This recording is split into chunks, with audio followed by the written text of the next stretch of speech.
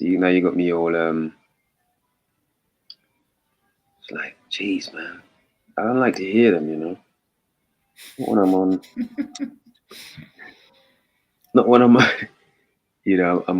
online or anything. How about now? Can you hear them? Bro, it's beating off. Wait. My thing is, why at night? Like, who you trying to say goodnight to?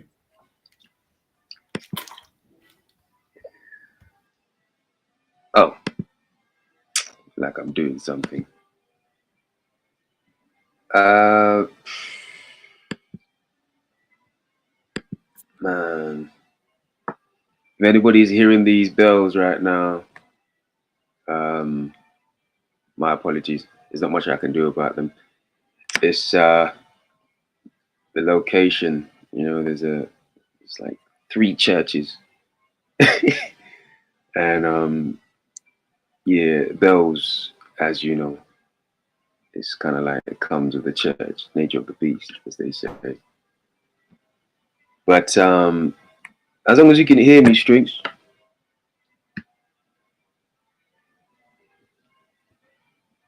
uh, can't hear you.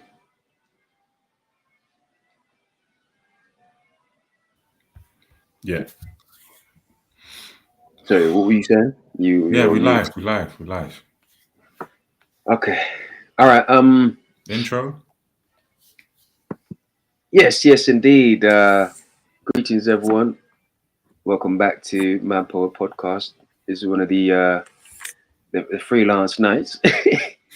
We're just running with it, and we're just making it, bringing it to life as we go along. Just just being free. Um, I am Mad Poet, Alex Murdoch, the Mad Poet, and I'm your host for today. And to my right, you have my good fellow Strings. Check out his channel, Strings Theory. How you doing, Strings? Good, man. Title looks interesting. Yeah, yeah, yeah. All right. I suppose let's get into it. I'll start with the first thing, which is a quote, just to set the pace a little bit. Mm. Ever since an infant, one has been searching for life's meaning, working in betwixt the subliminals like I never meant to see it. The great in between, I can picture me in the workings like nuts and bolts running like the crew that exists in the soil. Then one day, ambitions to grow to feed the rebellious like the Seminoles, the early crows that never knows any bows or bounds but from fabric, from clothes. Never let another surmise my good side or tell my darkest plight with a hint of light.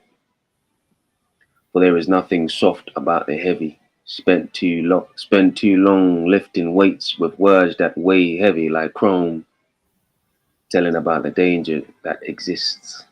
Thus, with humbleness, as I reminisce. And that's the quote for today. Um, Before I move on, did you have anything to share or you wanted to say? Um, I was just caught up in the flow, bro. Yeah, man. Got to get Um, it. I'm Okay. interested to see where this one goes. Yeah, this one, I'm what I'm looking to do is just I'm still just figuring it myself. Of course, you're gonna have your opinion and Mm. your view, and I'm gonna do the same. But I'm curious to see where we end up with it. Just want to explore it somewhat. Yeah. Um, I also have quotes. Uh, just a second. Oh, homework. Yeah. Okay. Let me Okay. get this quote for you. Um, Shit. 64. Momentum Um, is here, boy. That thing. Okay, here we go. So this is the guy is this guy's called Carl Jung. Yeah, I think I've heard of him. Sounds familiar. Yeah, I'm sure you've heard of him. Yeah.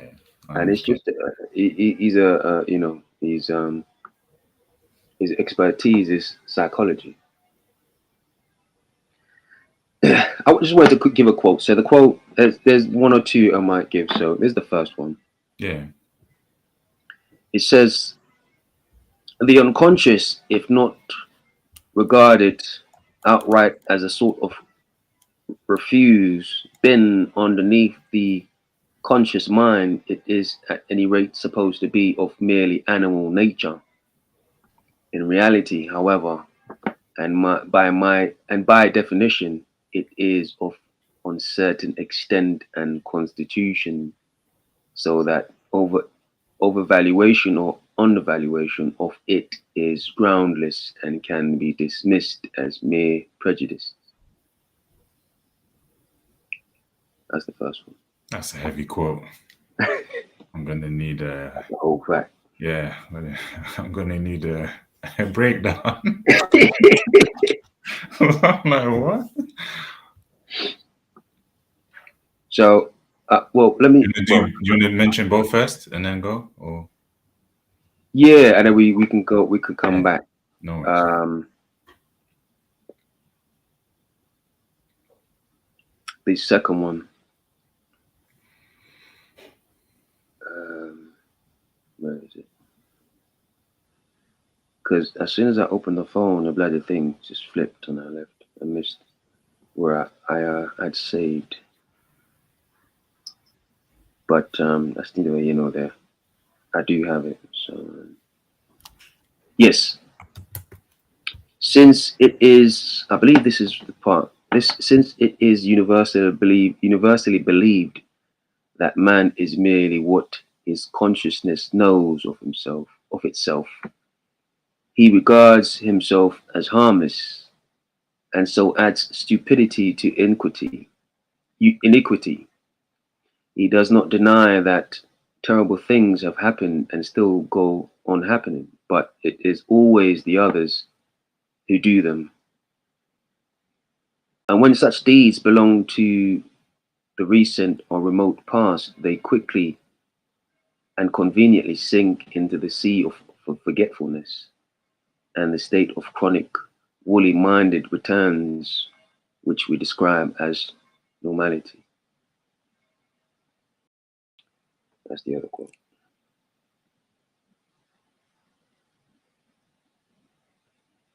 Thoughts?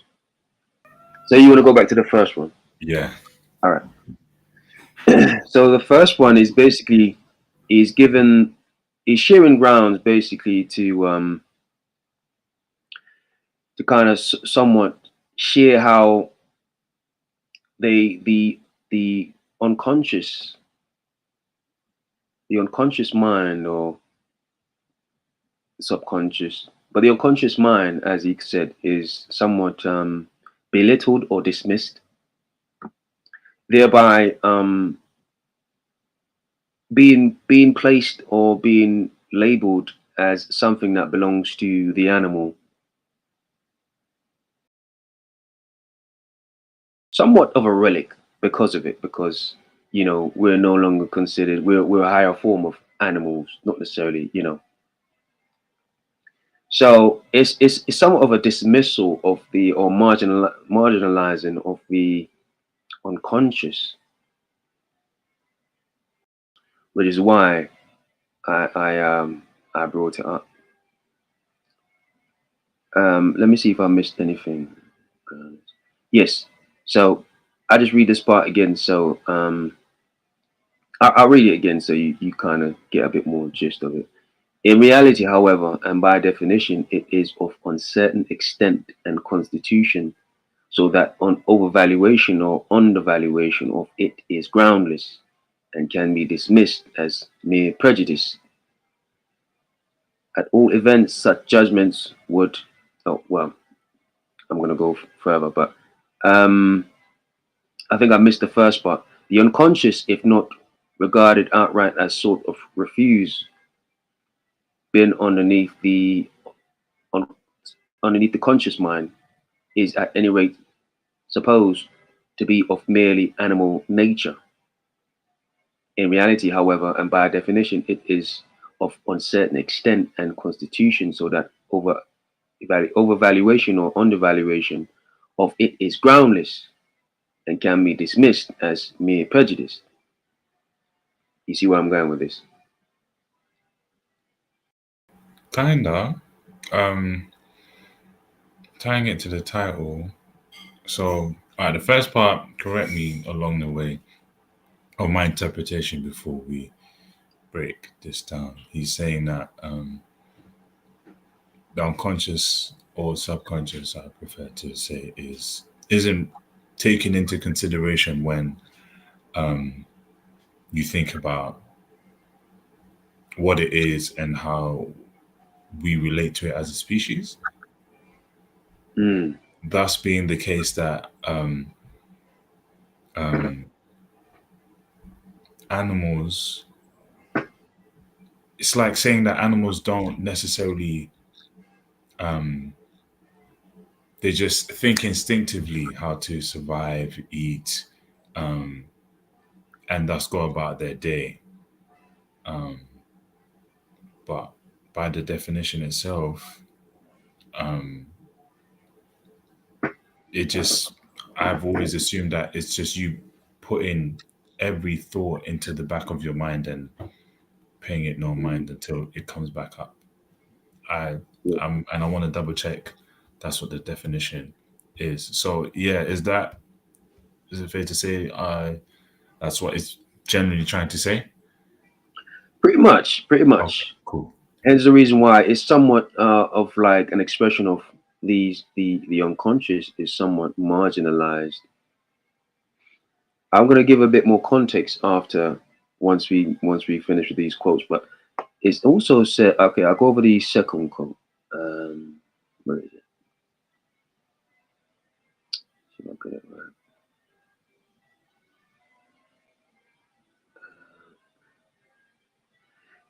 Yeah. So since it is universally believed that man is merely what this consciousness knows of itself, what his consciousness knows of itself, he regards himself as harmless and so adds stupidity to iniquity.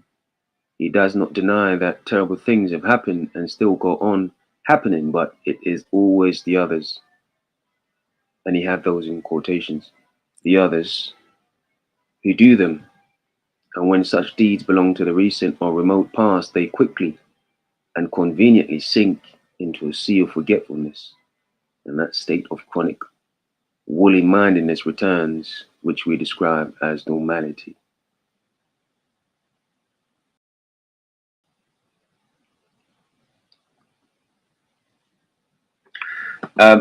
In essence, it's it's a lacking of accountability of things that's derived from the subconscious or the unconscious. Man plays it down, and again, going back to marginalize, and as he said, um, what's the word he used? Um, Wally mindedness, that state of wally mindedness, forgetful, sea of forgetful, sink into the sea of forgetfulness. These are all things to somewhat blur the lines or kind of dismiss it as like, it's not that serious. It's stupidity, Mm. harmless, you know. So I suppose these are like societal norms in this day and age to somewhat kind of distance away from things to do with the unconscious, which is the reason why, I somewhat thought it was apropos to kind of share this part of it. ultimately, one of the things I have from this whole thing I'm reading about that he wrote, because it's a full um it's a whole, sort of kind of like a study he wrote. I'm just Right. giving you little bits of it. And it kind of had me curious about the subconscious, the unconscious, but also the ideals of evil pertaining to the unconscious. Because, and I forgot, I should have shared that point as well, but there was a point where he's somewhat kind of expressing that, what, men or man are only as aware as their conscious mind allows them to be, Mm. or their or their unconscious mind allow them to be. But to that degree, there are certain, the awareness of evil is ultimately where I'm going with this. And so it has me thinking about our perception on what evil is or what it is not, and ultimately what how we see it or how it is described in this day and age. Um, to the point, I also understand that the unconscious or the subconscious is not something that is there's not a great amount of knowledge to do with the unconscious, and to that degree it's like it's dismissed because people don't really necessarily want to understand it. And so that's why it's so easy to marginalize this thing. But Mhm. when you speak of evil and all these different things, they are somewhat derivative from what I understand of the subconscious. Okay. I think that's what I'm kind of curious to see how we make that bridge. Um, hmm. Yeah, Yeah. So yeah, mhm. go on. No, I was just gonna say that. Yeah, I agree. On man does disregard it, Yeah. but um, there is studies out there that I'm still finding, and different heightened viewpoints about what it is, um, which gives me some form of stability to understand how powerful it is. And that's always a word that is tied to it. Um, and I think that's some, he comes to those viewpoints as well, Carl. I feel they call him what? The God? No, that's a different title. But a lot of his courses are inspired by his findings and just different, um, I want to say, studies and experiments about how he comes to these conclusions that he does. Um, and yeah, second quote. Um, yeah, definitely. I feel, yeah. So I looked up the definition of unconscious, and it says not awake and aware of and responding to one's environment. And the second one is done or existing without one realizing. So that I see the animal aspect of it. You just know that you got to eat, take care of yourself, and um, do whatever the day is expected of you. Um, yeah, and you can see how if you pose a question that requires a bit more weight, um, I wonder if that's the case. But when one thinks and struggles to find an answer, Mm, I feel the lack of connection to their unconscious mind is why they struggle to find an answer, which is why chat gpt is becoming such a phenomenon, because it requires you not to have that connection to yourself. But I'll come back to that in the discussion. See, I find what you said very intriguing because we especially as with what we do, we come up, we somewhat just we're fueled by knowledge of self. To be an artist is to be a great artist is to have profound knowledge of self. But in this day and age, and this is something that he kind of shared that similar as well, where um, there's to a fight between being part of this mass machine, which is one man, meaning a mass population, which is one man, ergo all thinking same thought of the same opinion, versus individualism, where we Yeah. all have an opinion and we all have our own thoughts of being.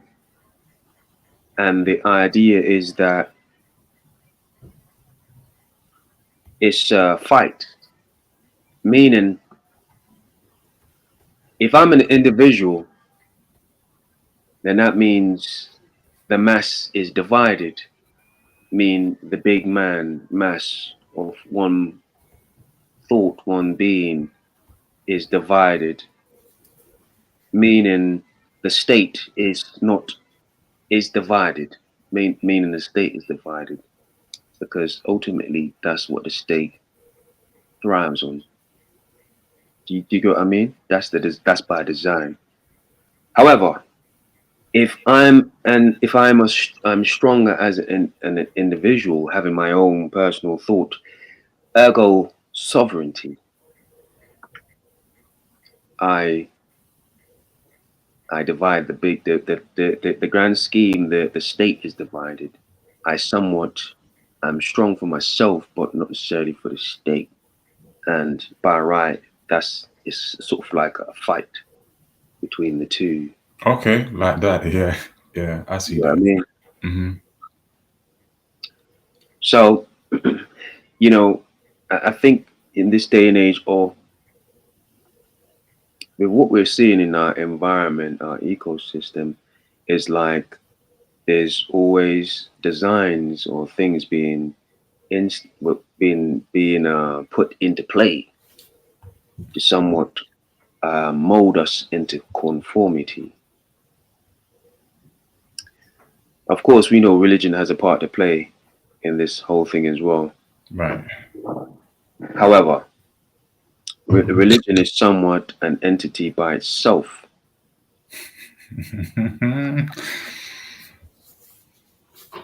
meaning, yes, religion has its own motive, but not necessarily aligned with the state. Mm. And it's somewhat different. It's somewhat subjective as well, because by right, religion has their own teachings, guidelines, and somewhat you have to follow. But um, and in between that, there is certain beliefs that might necessarily align with religion and the state, but that's not necessarily religious teachings. That becomes a creed, Yeah. somewhat of a different thing. It's like a discipline unto itself, but it might be a amalgamation of the two. So that's interesting, you know what I mean? But we'll stick to the evil situation. But I've also, I understand that there are different things mentioned over, from what I understand, that does depict the unconscious or outside of the conscious mind as somewhat of like, dismissive, perhaps evil, you know, we always associate that part of things with darkness. Okay. There's the bridge. I see it. Yeah. Wow. And so that's where I'm heading with this Okay. darkness.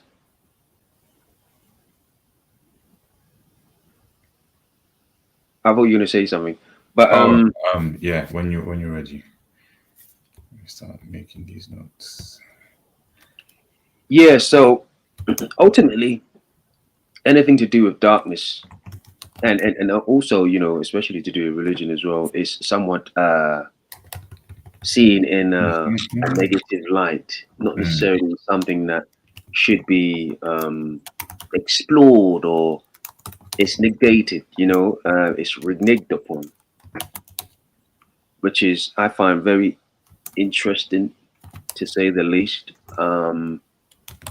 But also, darkness is somewhat directly linked to the subconscious or the unconscious. And by right, it's you can understand why some of these outlooks or these expression or insight or viewpoints pertaining to the unconscious is somewhat of a negative, dismissive, um, symbolic in terms of like harmless, but by right that means harmful. And what I mean by that is the effects are harmless, but because of that it's harmful, because by default it's harmless, meaning ignore it. I don't need to get to know, I don't need to understand it. But right. if you don't Got you. understand, you can't control it. You don't understand the capabilities, the potential of it. But because of that, yes, there are good, but there is also bad, or there's also potential for destruction. And if you don't understand the potential for destruction,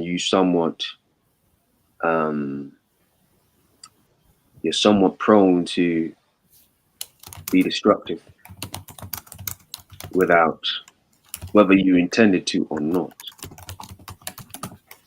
And so these are some of the things that stands out to me when it comes to this whole situation to do with this unconscious, the subconscious, because it seems to me that people somewhat always are dismissive of this part of ourselves, and we avoid getting to know this part, to understand this part. It's sort of like and this is an example he used. If you think about the guy or the scientist that created the atomic bomb, the potential, and also, some of these things that we speak about, it comes from there, like it comes from that part of us, the subconscious. um and what I mean by that is in the sense where, you're giving your subconscious instructions when you write things down, when you have a plan, when you're giving your subconscious instructions to find, to align, to also find solutions, to figure these things out. So going back to the atomic bomb now, these ideas, these inspiration, these solutions, these things are coming from great scientists, but it's coming from a subconscious place. But at the same time, we don't understand the extent or the dangers of what's in the subconscious because we don't try to understand it on a psychological level. So essentially, I guess what he's saying is, to an extent, we don't know what we're doing. But At the same time, we are very dismissive of it. In a sense, we're naming it evil. So it brings me back to my point now. It has me thinking, well, let's entertain that idea, right? It begs the question, what is evil?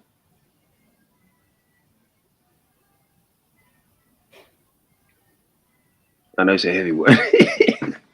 Oh, bro. Um, we do this every day. Yeah. I do this every day. But I appreciate how you have broken it down for the viewers. And as soon as you mentioned certain keywords and phrases, that's what I was waiting for, to be like, okay, not to say that I knew, but like I said at the beginning, I was curious to see how we get to that bridge. Mm, So that helps as well, just to make the picture clearer for us to do what we do here, man. Um, and the first thing that came to mind is, you know me, I'm always going to use this book, man, the Bible. I need to read it more, you know. But I think a few years ago, I called it. I always had the comparison of when you order a table from IKEA, they send you a little instruction manual about how to build it. It's the same thing with using one of these, a human body, to get through life. Um, Obviously, we're complicated, so people are naturally going to be like, "What do you mean?" And some will be like, "Well, the Ten Commandments isn't really much, is it?" Well, it's just glimpses. That's all it is.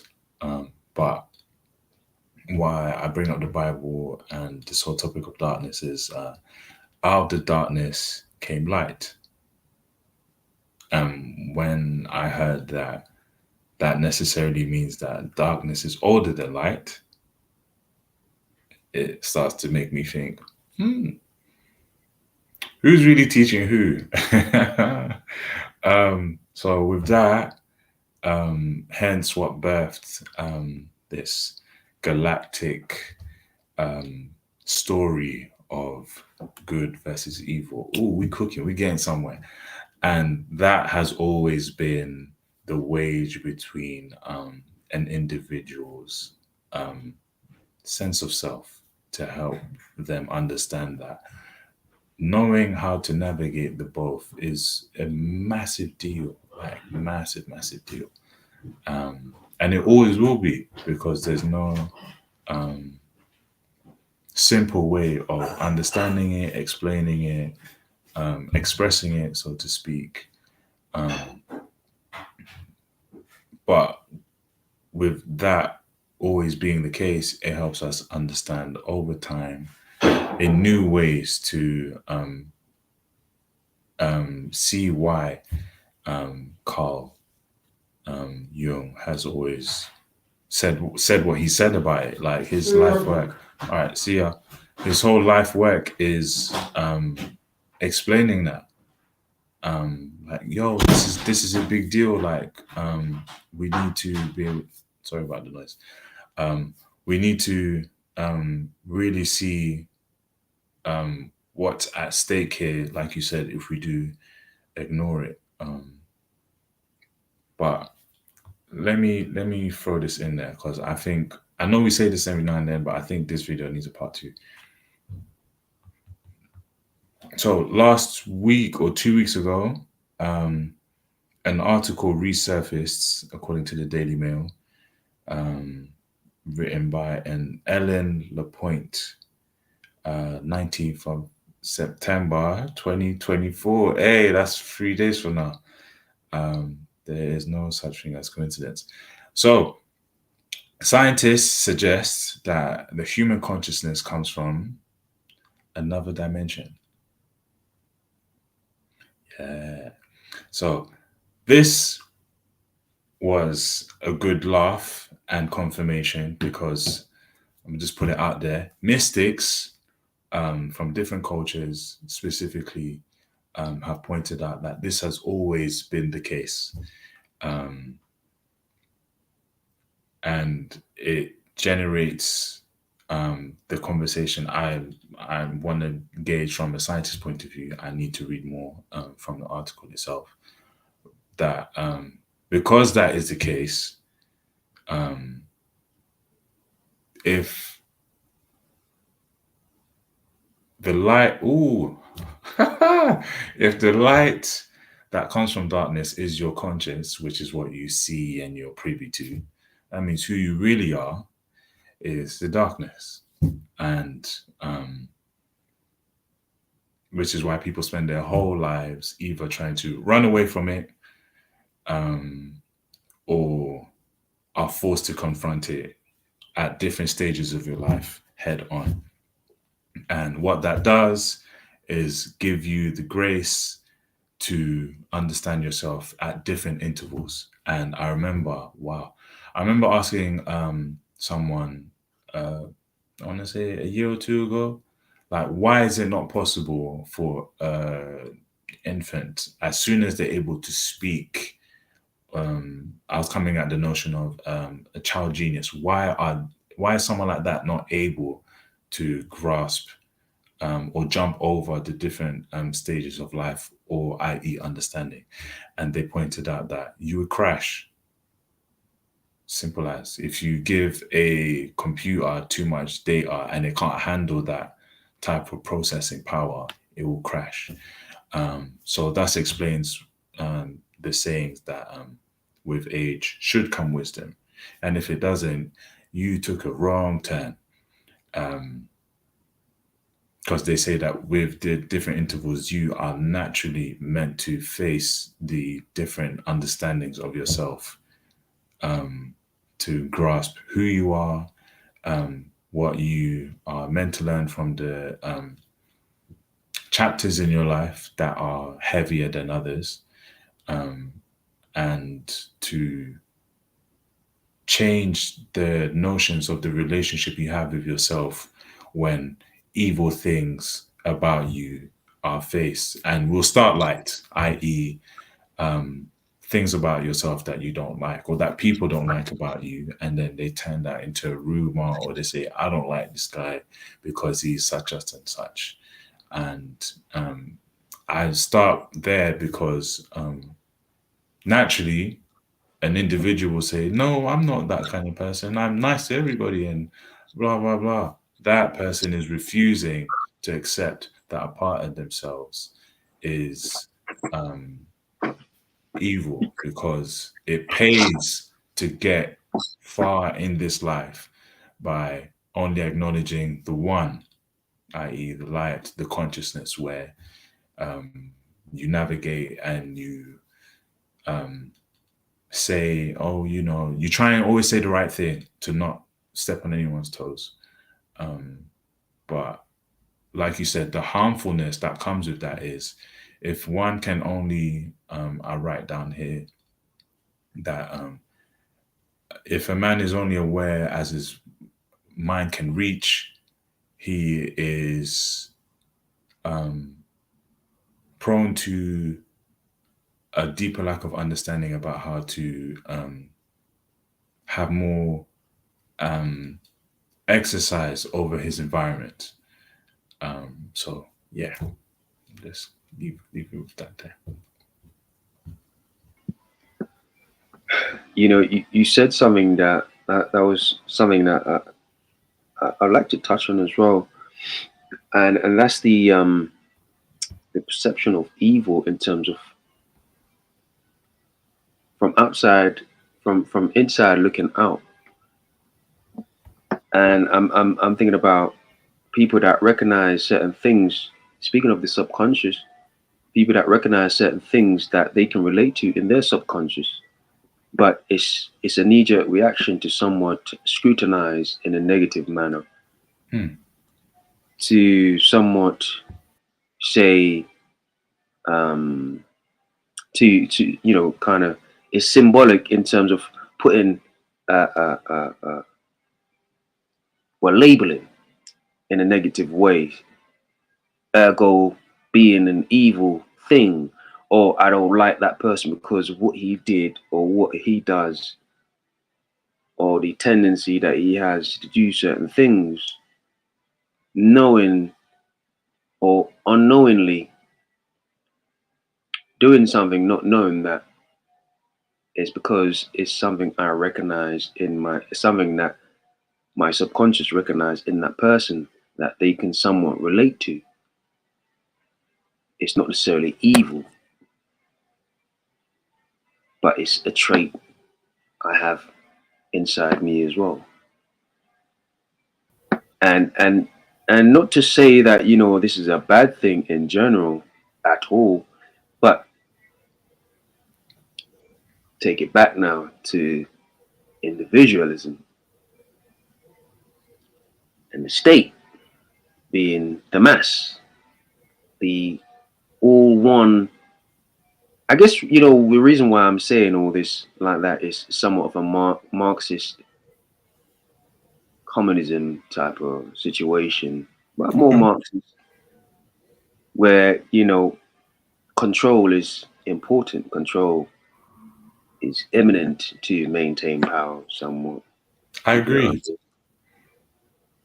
And but the only opposing thing to this is the containment of the individualist or individualistic ideals to somewhat maintain integrity. And if you can't do that, then you will somewhat sooner or later bow down, because you have to have enough um, faculties intact to fight against these not only ideals but these powers that be, at least upstairs, to understand, to distance yourself enough to understand so you can have a viewpoint to see that this is not me, it's my environment. Can I add something to that? The word ideals, you say at least. Um, I'm at that stage where it's like it's everything, Mm, absolutely everything. Because we're all playing the game. Um, the state, right? Yeah, that's how you said it. yeah, Sorry, state. yeah. So mass and the state. States you, mass is them. Mass is playing the game. They're like, yo, these are the rules X, Y, and Z, and i.e. you, the state. How they get you is to accept the terms and conditions, and in order to do that, one must um, accept that within his mind to infiltrate this state and then say, yeah, I'm going to be a law abiding, citizen, so to speak. But um, I see how the angle you're coming from is that the individual will have the willpower and the resistance to read through the terms and conditions and be like, yeah, okay, cool, I'm here, you know what I mean? Um, Mm, but it doesn't mean I'm gonna absorb it and turn into a zombie, so to speak. Um, but yeah, because one could say the individual will look at what the mass are doing as evil. Like, what do you mean you're never gonna question what they tell you? Um, like you're just gonna sit there and accept all these terms and conditions and never like think is you know and if you ask them that, others come and say, "Wait, no, don't do that. That's wrong. We just want to eat and live." Um, so hence the whole animal aspect of it, um, because it's like an animal has no business thinking about um, how the political side of their existence weighs into um, how it affects their daily lives. If there's no food, they go somewhere else. If they feel threatened, they are prepared to defend themselves. And there's no evil in that until you put an unbalanced um, human opinion, and then they start to say, "Oh, nature is evil, and nature is as old as darkness." If I want to think about it, because what people um, always fail to recognize is that just because you can't hear it talking or there's no representative for nature, you think anything that it does is uncalculated. Like what? Like it's amazing. But again, if you mention it like that, they're just gonna call you a tree hugger. And I'm like, wow, you just missed the whole point, mate. You just missed the whole point. Um, but yeah, I do like what you said about that. The fact that it is unstudied is where it causes the real harm. And ironically enough, I had a conversation about this a few days ago, where that knowledge is power for a reason. Because if you give it to someone with ill intentions, they will hurt somebody. And if you don't give it to someone, they will hurt themselves. Oh, that was good. Because if they don't know what they're doing, they'll bend their hand like, ah, what do you mean? Like, I didn't know.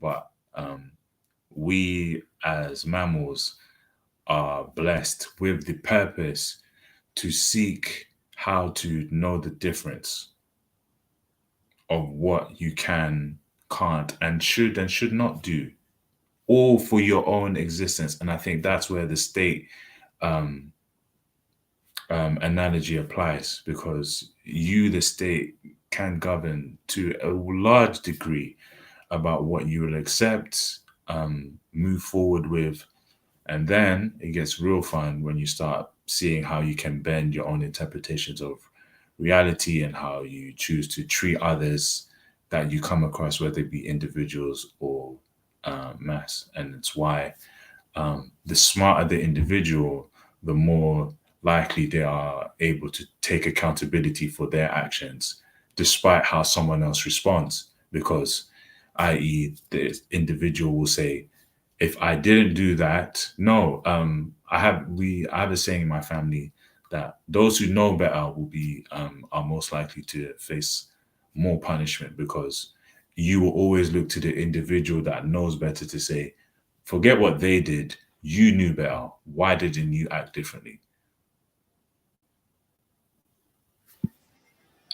I mean, I can't agree with you more because the individual is so to be individual or to believe in it, to have individualistic ideals is to be um, is to risk being condemned, if not by other individuals, but perhaps by the mass or the state or society as a whole, because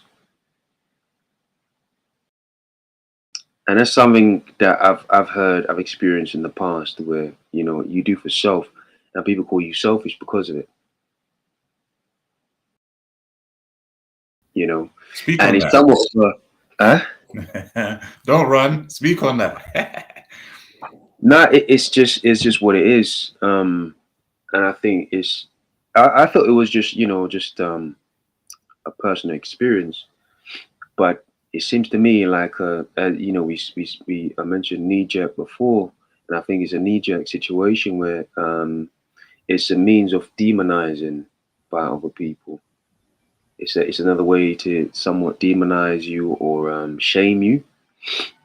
Um, Meaning it's somewhat trying to sheep you or sheep herd you into doing what they want, and you have to, at that point, it somewhat Evil, holds no? you accountable to yourself. Mm.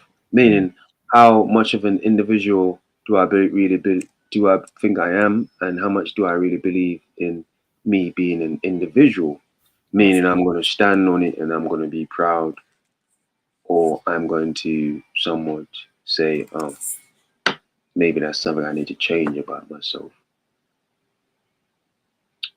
Because by that situation analogy alone, that means that person is working for the state against me, sort of thing. Do you get what I mean? But they don't even know it. Do you get what I mean? Yeah, it's why I mentioned that they will only know so Mm. much. Um, and But on just top of that, let me just mm, add this. Um, let's blow that up a little bit. To on top of that, if you think about it, right, we're all somewhat potential. The potential to be, the potential to not be. And whether you are or not, the potential is there to be used, whether you know what you're doing or you don't know what you're doing, and somehow end up being or not, but somehow end up intentionally being or intentionally not. Do you get where I'm going with this? yeah. And so you're in a somewhat of a, it's a pendulum, isn't it? And the premise derives from your actions, your ideal, your understanding, your knowledge, your knowledge. What did we say last week, bro? Knowledge ain't free. You gotta pay. You gotta pay. Easy to pay bills, you know. As much as we stress about them, easy to pay bills. The price to know who you are and how this thing really runs, eesh. Mm-mm. That's a whole fact. That's a whole fact. So You when it know, comes so to these discussions and the title itself, that's why when topics like war are thrown around, I'm like, that's no brainer. Um, but what's going on in your daily life that governs how you defend yourself when these things are thrown at you? You want to express yourself and someone tells you you can't do that, obviously within sensible and intellectual reason. yeah, Not, oh, I should, like, no, because people like to take things out of proportion for the sake of argument, and yeah, I don't entertain that. But yeah, definitely, like you said, someone expresses an opinion, or um, they do for self more, and immediately knee-jerk reaction is, oh, you shouldn't be doing that. I think, look at that. It took me a while for me to agree to say, you know what?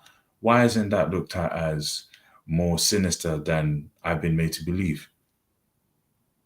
Because once you start to resist it, you grow more confidence in yourself. And like many winners say, that if you are a confident individual, you be prepared for people to call you arrogant because of how that willingness and that trait is looked at for you to be out of place or not seen as good. And I understand it absolutely, um, but it comes at a heavy price that people wake up and realize that they can't afford to keep paying the tab, because you will grow weaker in every aspect of your life if you don't learn how to say no.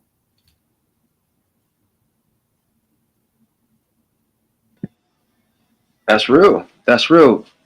And obviously, it does beg the questioning. The bigger picture that we're speaking about is what really is evil. I'm not saying that there's no bad or wrongdoing or anything like that, but I'm just saying that it's up for debate to a degree. Yeah, sure. Where I'm at, So, I think mm, grassroots is ignorance. It starts there. yeah, It really starts there.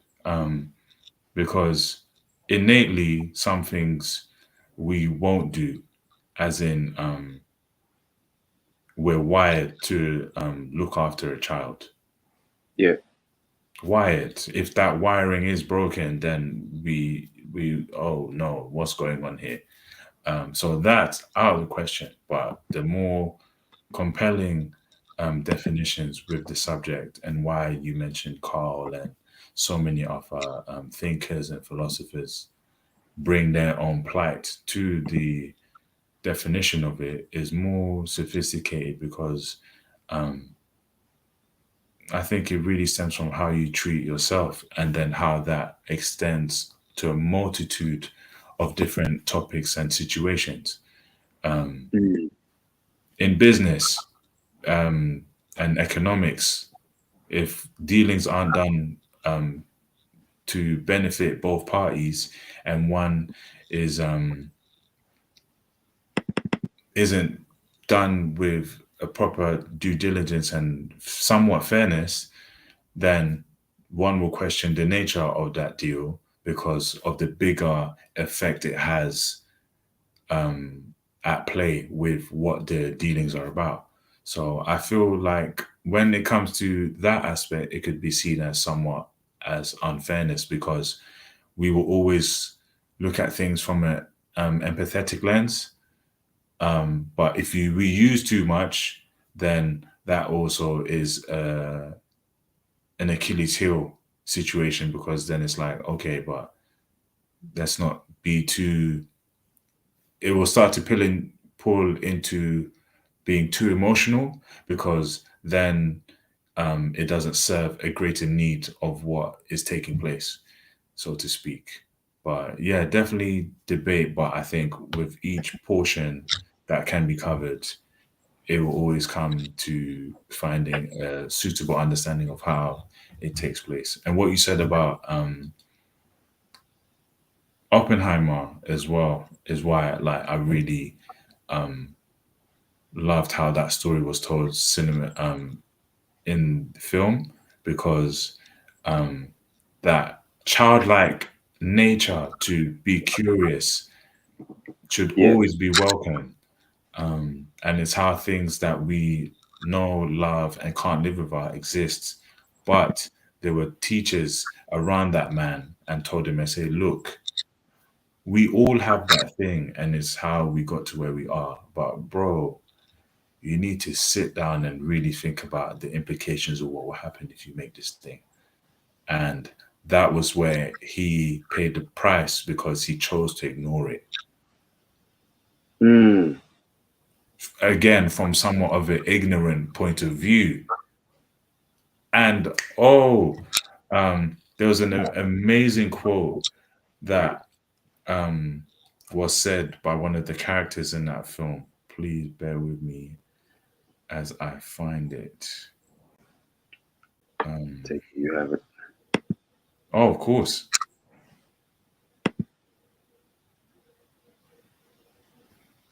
One second, folks.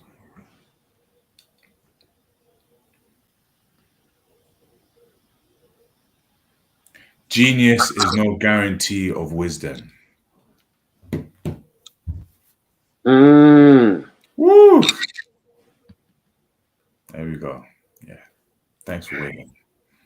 yeah, that makes a lot of sense. Mm-hmm. That makes a lot of sense. That's a powerful one. Shout out Robert Um, Downey. yeah, man. I mean, going back, Cat Williams. He's always had these sayings. I think it was in one of the earlier specials that he's done, where he's talking about the smart dumb guy and stuff like that. Mm. It's a real Um, trope. Like that. yes, That archetype mm, exists. yeah, and And then ultimately, that's what we're talking about when we're speaking about these, going back to these atomic bombs Mhm. and people creating situations along these lines.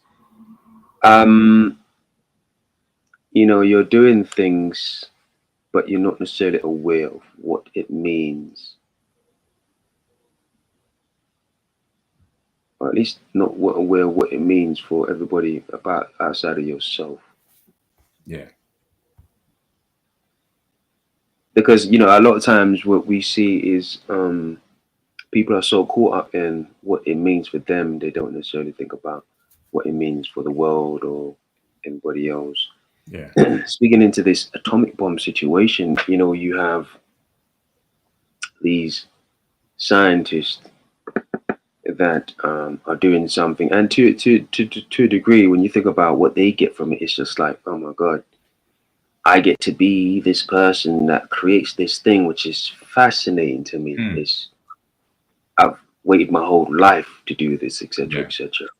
And now it's like it's amazing. It's finally here, and like, man, I'm obligated. It's my responsibility, etc., etc. But the other side of things,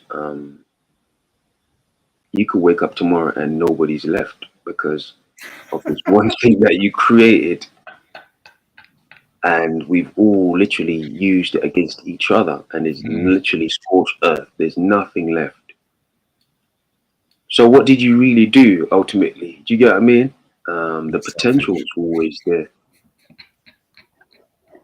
The potential is always there, and whether Mm. you acknowledge it or not, again, dismiss it. Right? You're dismissive to say that, Yeah. oh man, Mm. we be fine. Like I just know I have to do this for me. It's harmless. We have to be responsible. Here's the one. If I don't do it, somebody else will. That's what they said as well. Somebody else will. But in the end, it's now your responsibility because you're the one who ends up creating this thing in this world. And of course, it's not. It's just a tool, right? Mm. It's like a piece of stick, fire back in the day with the caveman,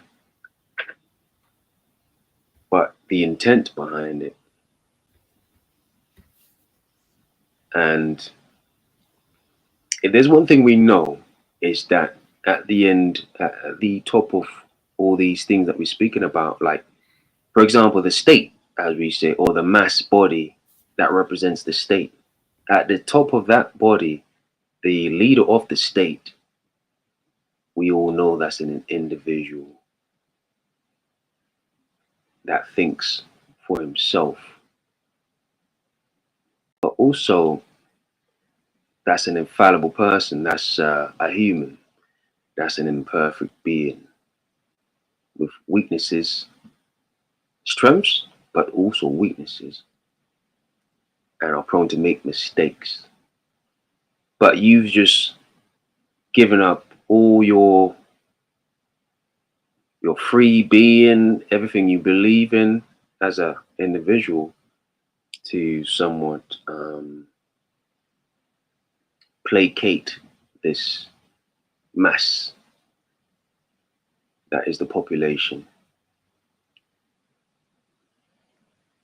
But this person, what makes him so different from this guy that created atomic weapons and to a degree don't necessarily know what he just did, you know? Because at the end of the day, the destructive tendencies are just as real in this situation as it is in the other, to do with guns, gunpowder, all these destructive things. Now, I'm not saying that, what, we need to go back to the dark age or anything like that. I'm just saying these things are here now, but there's also a lot of things that comes with them. There's a lot of things that we're seeing at present that we're witnessing because these things have been created. And I do wonder, are these some of the factors that somewhat stigmatized the subconscious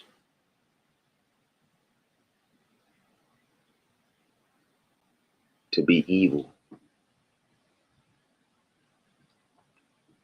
or somewhat derivative of darkness No. outside of the Bible, of course? All right, if I put that to the side,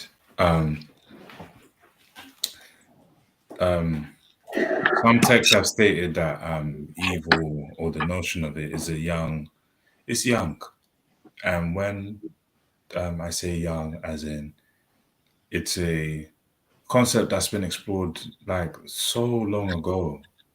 It's just now, in these times, it's easier for you to put certain ideologies in a box to help separate yourself from understanding beyond it.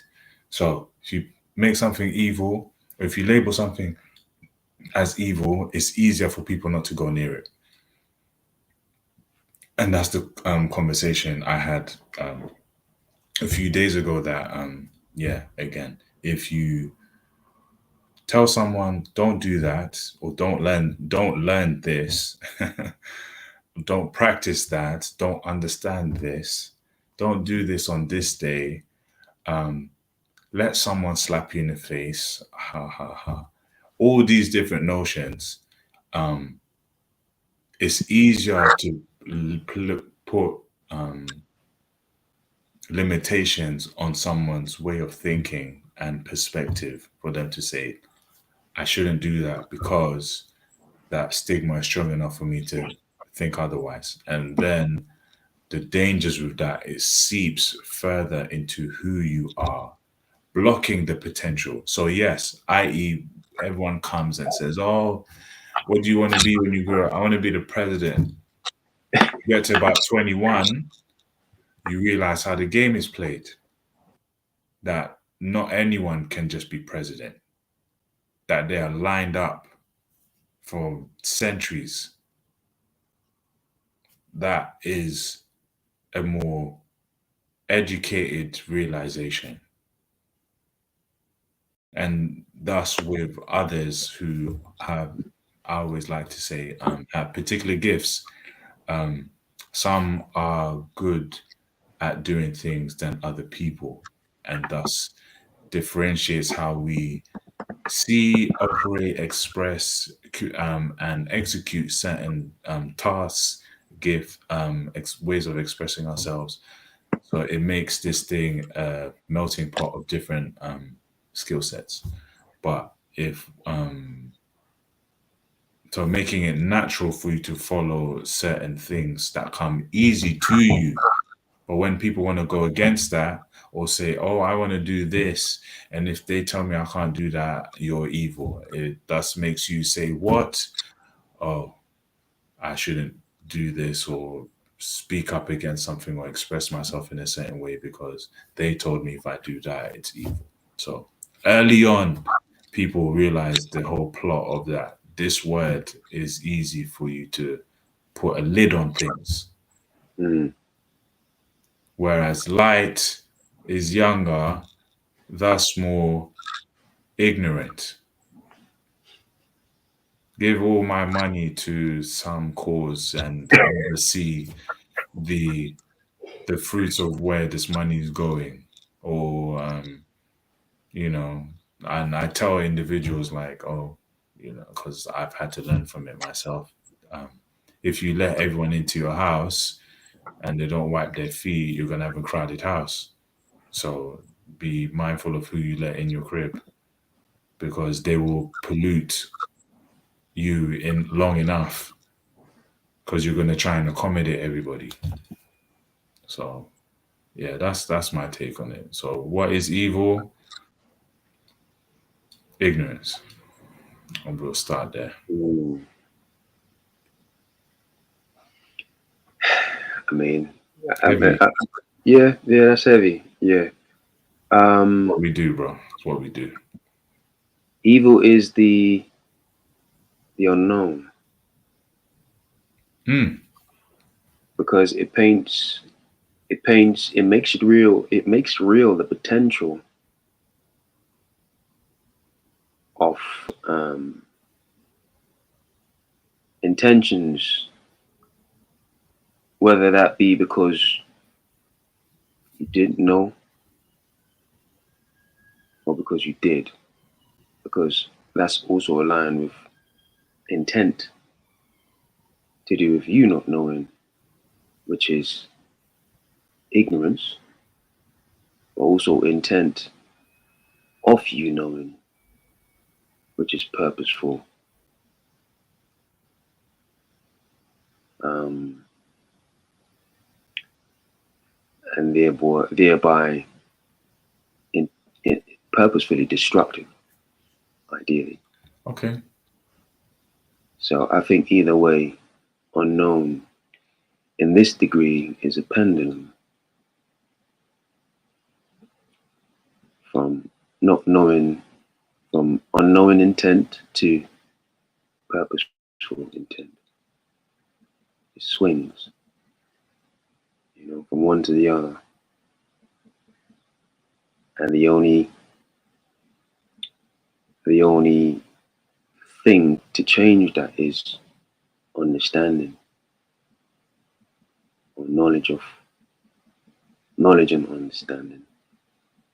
Thereby, when you implement, you have an idea what you're doing.